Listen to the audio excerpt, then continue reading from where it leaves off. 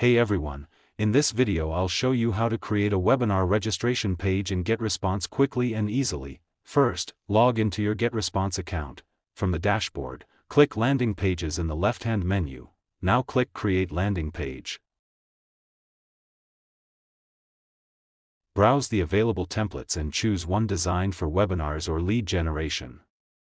Click Use Template. The drag-and-drop editor will open. Replace the default headline with a compelling title that explains what attendees will learn during your webinar. Add the webinar date, time, speaker information, and a short description of the topics you'll cover.